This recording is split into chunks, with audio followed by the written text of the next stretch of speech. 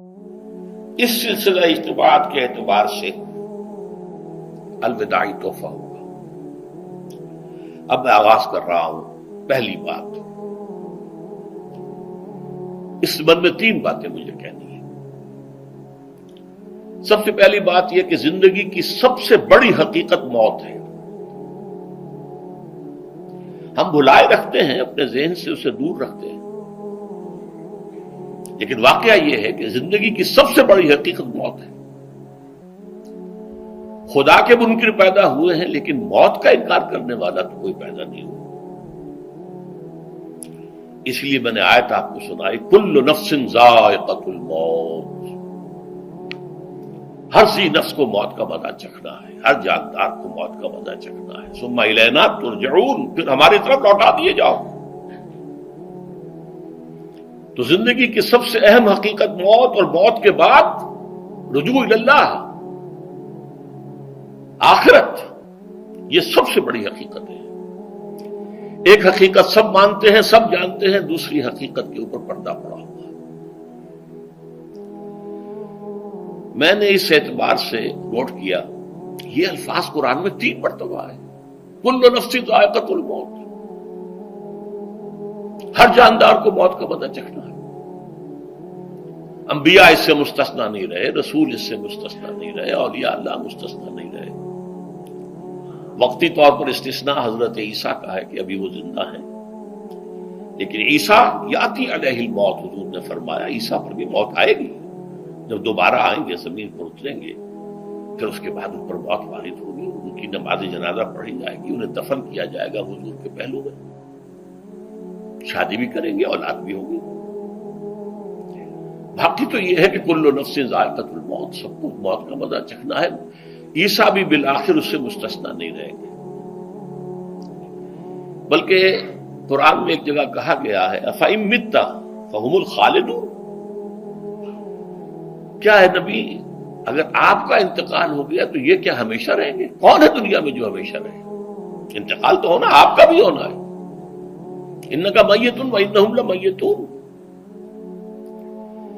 یہ تو مختصر ترین الفاظ تھے۔ اس سے آگے بڑھیے، سورہ انبیاء میں فرمایا کل نفس ذائقۃ الموت وَنَبْلُوكُمْ بِالشَّرِّ وَالْخَيْرِ فِتْنَةً وَإِلَيْنَا تُرْجَعُونَ، ہر جاندار کو موت کا مزہ چکھنا ہے، اور اس سے پہلے پہلے ہم تمہیں آزماتے رہیں گے، خیر کے ذریعے بھی، بھلائی دے کر، صحت دے کر، دولت دے کر، اولاد دے کر، شہرت دے کر، اور برائی کے ذریعے سے بھی، تنگ دستی دے کر، بے عزتی دے کر، اہانت دے کر، ذلت دے کر۔ وَإِلَيْنَا تُرْجَعُونَ، اور پھر ہماری طرف لوٹائے جاؤ گے۔ یہ وہ دوسری حقیقت جو میں نے کہا کہ جس پر پردہ پڑا ہوا ہے، بہت بڑا پردہ ہے۔ لوگ یہی سمجھتے ہیں کہ یہی دنیا کی زندگی ہے۔ قرآن کہتا ہے إِنَّ الدَّارَ الْآخِرَةَ لَهِيَ الْحَيَوَانُ لَوْ كَانُوا يَعْلَمُونَ، یہ تو آخرت والی زندگی ہے جو اصل زندگی ہے، کاش کہ انہیں معلوم ہوتا۔ اس سے بھی زیادہ تفصیل سے یہ آل عمران میں آئی آیت، کل نفس ذائقۃ الموت وَإِنَّمَا تُوَفَّوْنَ أُجُورَكُمْ يَوْمَ الْقِيَامَةِ، ہر جاندار کو موت کا مزہ چکھنا ہے، اور پھر تمہیں پورا پورا تمہارا اجر اور بدلہ دے دیا جائے گا قیامت کے دن۔ فَمَنْ زُحْزِحَ عَنِ النَّارِ وَأُدْخِلَ الْجَنَّةَ فَقَدْ فَازَ، جو کوئی آگ سے بچا لیا گیا اور جنت میں داخل کر دیا گیا، وہ تو کامیاب ہو گیا۔ اللہم ربنا اجعلنا منہم، اللہم ربنا اجعلنا منہم، اللہم ربنا اجعلنا منہم۔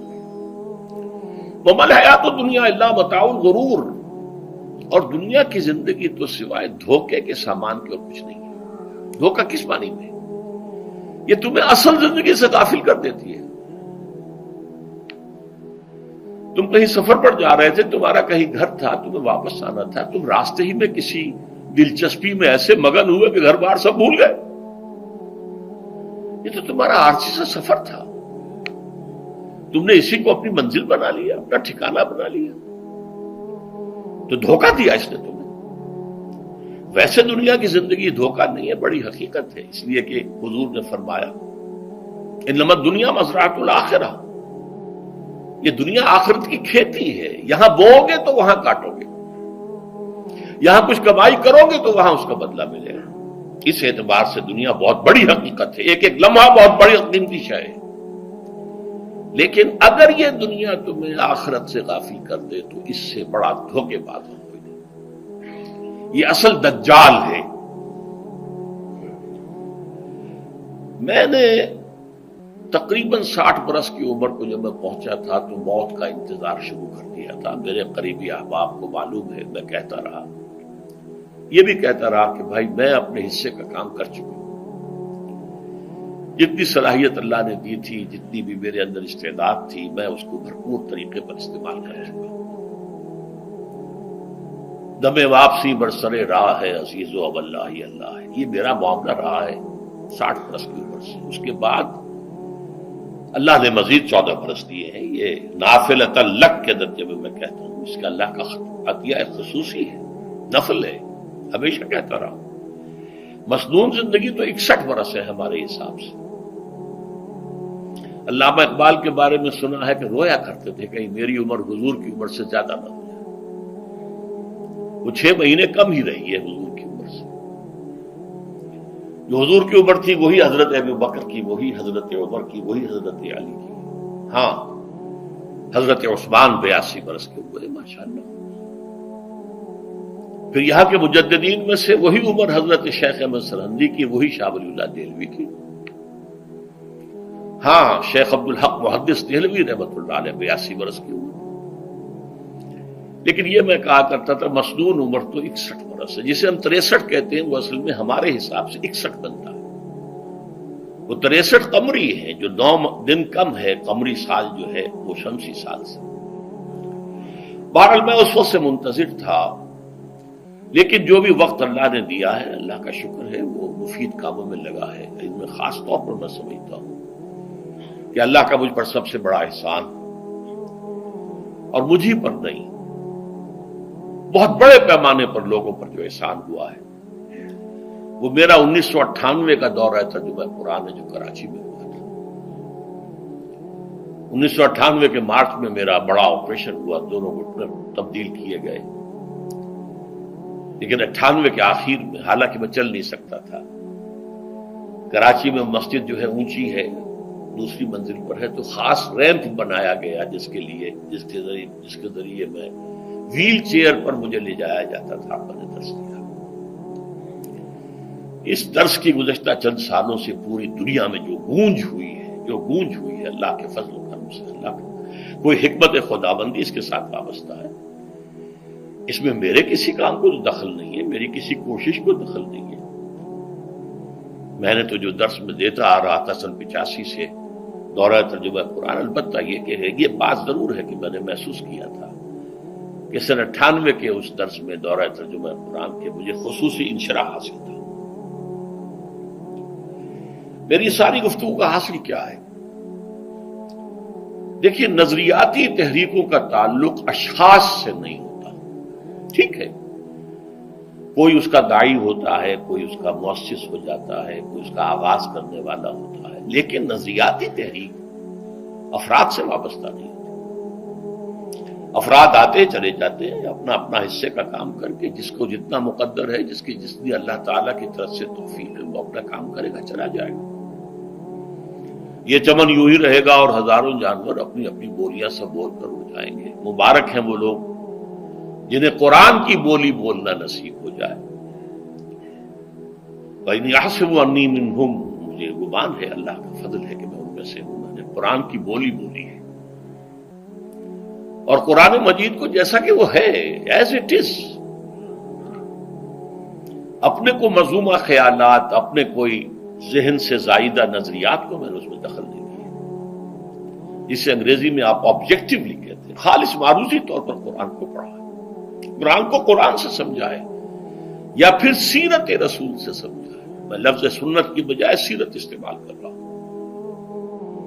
قرآن مجسم حضور تھے صلی اللہ علیہ وسلم، اور حضور کی سیرت اور حیات جو ہے وہ قرآن مجید کی اصل تفسیر ہے۔ یہ حقیقت بھی بہت کم لوگوں کے علم ہے۔ وہ احادیث کا نام تو لیتے ہیں، احادیث بھی ہے، سیرت بھی تو احادیث ہی سے ہمیں ملتی ہے، لیکن میں خاص طور پر سنت یا حدیث کی بجائے سیرت کا استعمال کرتا ہوں۔ قرآن کی دو سورسز ہیں، قرآن خود اور سیرت رسول صلی اللہ علیہ وسلم۔ بہرحال انشاءاللہ العزیز یہ کام بڑھے گا، چلے گا، یہ میں ابھی بعد میں عرض کروں گا۔ دوسری بات جو میں نے آیت پڑھی آپ کو، وَمَن نُعَمِّرْهُ نُنَكِّسُ فِي الْخَلْقِ أَفَلَا يَعْقِلُونَ، بہت بڑی حقیقت زندگی کی یہ بھی ہے، جس کی ہم عمر زیادہ کر دیتے ہیں اس کی خلقی صلاحیتوں میں کمی کر دیتے ہیں۔ موٹی بات ہے، بڑھاپا آئے گا، ہمیشہ کی مانی ہوئی بات ہے۔ اگرچہ جوانی میں آدمی بڑھاپے کا تصور نہیں کرتا، لیکن بڑھاپا آنا ہے، یہ بھی ایک حقیقت ہے موت کی طرح۔ غالب نے کہا تھا مزمحل ہو گئے قوائے غالب، اب عناصر میں اعتدال کہاں۔ ایک صاحب نے مجھے شعر سنایا تھا، ابراہیم صاحب تھے ٹونک کے رہنے والے، ذوف پیری بڑھ گیا جوش جوانی گھٹ گیا، اب عصا بنوائیے نخلے تمنا کاٹ کر۔ یہ تمنائیں جو ہیں طول العمر، انہیں کاٹو، اب گئی جوانی، امنگوں والا دور گیا، اور یہ جو تمناؤں کا پودا ہے اس میں سے لکڑی لے کر عصائے پیری بنوا لیجیے۔ اب بڑھاپے کے لیے ایک عصا درکار ہے۔ بڑا پیارا شعر ہے، ذوف پیری بڑھ گیا جوش جوانی گھٹ گیا، اب عصا بنوائیے نخلے تمنا کاٹ کر۔ ابھی 2-3 دن ہوئے ہیں یہاں پر جو خانہ فرہنگ ایران ہے اس کے ڈائریکٹر آئے تھے، انہوں نے فارسی کا ایک شعر سنایا، بڑا پیارا شعر ہے۔ در جوانی گفتم کہ شعر شعر است اگرچہ پیر بود۔ جوانی میں میں یہ کہا کرتا تھا کہ شعر تو شعر ہی ہوتا ہے، چاہے بوڑھا ہو جائے، بوڑھے ہونے سے اس میں کیا فرق واقع ہو جائے، شعر شعر است گرچہ پیر بود۔ چوب پیری رسیدم، جب میں خود پیری اور بڑھاپے کو پہنچ گیا، دیدم، تو مجھے یہ بات نظر آئی کہ پیر پیر است گرچہ شعر بود، بوڑھا بوڑھا ہی ہوتا ہے چاہے وہ شعر ہی کیوں نہ ہو۔ تو یہ بڑھاپا جو ہے یہ زندگی کی دوسری بڑی حقیقت ہے۔ اس کا ایک اثر تو سب کو معلوم ہے، قوائے غالب جو میں نے کہا، بڑھاپے کا عام نتیجہ جسمانی ضعف، سب جانتے ہیں، لیکن مجھ پر اور کچھ اور لوگوں پر بھی خاص طور پر اس کا جو ایک اثر ہوتا ہے، یہ مجھ پر ہوا ہے، وہ ہے یادداشت کی کمزوری۔ اور یہ میں کئی سال سے محسوس کر رہا ہوں، میری پرانی یادداشت بڑی مضبوط ہے، قوی ہے، اس میں کہیں کوئی کمی نہیں ہے، لیکن ریسنٹ پاس کی چیزیں جو ہے، پچھلے 5-6 سال کے واقعات مجھے یاد نہیں رہتے، اشخاص سے ملا ہوں اور دیکھ کے پہچان لیتا ہوں، کئی بار ملاقات ہوئی ہے، نام یاد نہیں آتا۔ تاریخیں اور اشخاص کے نام کے اعتبار سے تو خاص طور پر کئی سال سے میری جو میموری ہے وہ امپیئرڈ ہے، اور میں محسوس کرتا رہا ہوں کچھ عرصے سے کہ عین تقریر کے دوران محسوس ہوتا بلیک آؤٹ ہو گیا، اور مجھے سلسلہ کلام جوڑنے کے لیے سوچنا پڑا۔ بعض اوقات 1000 کروڑ مرتبہ بولے ہوئے الفاظ غائب، اب چاہے کتنا ہی زور لگا لوں وہ لفظ یاد نہیں آئے گا، ہاں تھوڑی دیر کے بعد خود بخود یاد آ جائے گا۔ میرے اس آپریشن سے چند کچھ عرصے پہلے تک جو میری تقریریں یہاں ہوئی، ان میں بہت سے لوگوں نے نوٹ کیا، میری تقاریر میں اب وہ روانی نہیں رہی تھی، وہ جو کراس ریفرنسز آیا کرتے تھے، جس کی بنا پر ایک مولانا عبد الکریم پاریخ صاحب تھے ناگپور کے، انڈیا کے، مولانا علی میاں کے وہ خلفاء میں سے، انہوں نے تفسیر بھی لکھی ہے قرآن کی، وہ ایک مرتبہ لاہور آئے تھے تو مجھ سے بھی ملاقات ہوئی، میرا درس بھی سنا، پھر یہاں وہ ایک دینی ادارے میں گئے، وہاں میرے خلاف باتیں ہو رہی تھی، تو انہوں نے کہا بھائی اس شخص کی کیا بات کرتے ہو، اس کے سامنے تو معلوم ہوتا ہے کہ قرآن کھلا ہوا ہے، جہاں سے چاہے لے لے، پھول کھلے ہیں گلشن گلشن، لیکن اپنا اپنا دامن، تم کیا بات کر رہے ہو اس کے بارے میں؟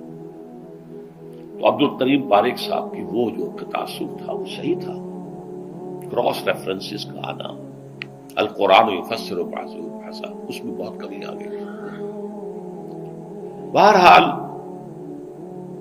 اس کے علاوہ تیسری چیز ہوتی ہے بڑھاپے میں ریزسٹنس کی کمی کی وجہ سے عوارض. بلڈ پریشر کا میں مریض ہوں اور کوئی 25 برس سے ہوں، شوگر کا میں مریض ہوں اور کوئی 5 برس سے ہوں. ایک خاص برس جو مجھ پر آیا ہے آج سے 4 سال پہلے، اس کی ایک تاریخ ہے. یہ جو امراض دماغی کے ماہرین ہیں یہ کہتے ہیں کہ ایک مرض ہے بائی پولر ڈپریشن. انسان میں کبھی تو انشراح ہوتا ہے، ایکٹیویٹی ہوتی ہے، سوچتا ہے اور ایکٹیو کرنے کے لیے، گفتگو کے لیے، بھاگ دوڑ کے لیے طبیعت میں آبادی ہوتی ہے. کبھی وہ بجھ سا جاتا ہے، کبھی وہ حرکت کرنے کو جی نہیں چاہتا، پڑا رہے کسی کونے میں، سو جائے. تو یہ بائی پولر معاملہ کہلاتا ہے، یہ ویو چلتی ہے. اچھا یہ ہے ہر انسان میں، جسے ہم عام طور پر کہتے ہیں موڈ آف ہے بھائی میرا، مجھ سے باتیں کرو. تو یہ موڈ کا آف ہو جانا، آن ہو جانا، یہ عام آدمی میں بھی ہوتا ہے. لیکن جو اللہ کے کسی فضل و کرم سے زیادہ ذہین ہو، زیادہ حساس ہو، ان میں پھر یہ جو ویو ہے یہ زیادہ اونچائی زیادہ نیچائی، زیادہ اونچائی زیادہ نیچائی، اور اس کو پھر ہم کہتے ہیں مرض، بائی پولر. یہ ہمارا خاندانی مرض ہے. والد صاحب کا تھا، بڑے بھائی اظہار احمد صاحب کو ہوا، میری بڑی ہمشیرہ کو ہوا. عام طور پر اس کی عمر ہوتی ہے، ہوتی تھی 3 تجربے مجھے ہیں. والد صاحب کو 13 برس میں نے اٹینڈ کیا ہے اس بیماری میں، سن 52 سے 65 تک جب کہ ان کا انتقال ہوا. یہ عام طور پر شروع ہوتا ہے 50 برس کے لگ بھگ. میری عمر جب 50 برس کے لگ بھگ ہوئی تو مجھے کئی مرتبہ محسوس ہوا کہ میری تقریر کے دوران سوئچ آف ہوتا ہے. ایک مرتبہ سن 70 میں میری یادداشت کئی گھنٹوں کے لیے بالکل ضائع ہو گئی. اس کا میں نے تذکرہ کیا ہوا، میری کتاب ہے حساب کم و بیش. جو کیفیت مجھ پر گزری تھی، جس کرب کے عالم میں وہ چند گھنٹے مجھ پر گزرے تھے، میں انہیں الفاظ میں بیان نہیں کر سکتا. آدمی خراب ہے، نہ ابتدا کی خبر ہے نہ انتہا معلوم، کچھ بھی نہیں. میں جب 50 برس کا ہوا اور یہ 2-1 مرتبہ مجھے جھٹکے لگے مسجد سمن آباد کے اندر، تو میں نے ڈاکٹر رشید چودھری صاحب سے، وہ میرے والد صاحب کے بھی معالج رہے تھے، میں نے ان سے کہا کہ یہ ڈینجر زون میں داخل ہو گیا ہوں. ان کا نہیں، آپ کو یہ نہیں ہوگا، اس لیے کہ آپ اللہ کے کتاب کی خدمت کر رہے ہیں. تو ان کی یہ بات پارشلی ٹروتھ نکلی کہ 70 برس کی عمر میں مجھ پر یہ 20 برس اللہ تعالیٰ نے مجھے اس میں ایک بونس دے دیا. 70 برس میں ظہور ہوا. اس کا ایکسائٹنگ کاز بنا ہے افغانستان میں جو حادثہ ہوا طالبان کے ساتھ. اتنا صدمہ مجھے تھا، ایک دم بیٹھ گیا. یہ چیز جو ہے ابھی کنٹینیو کر رہی ہے.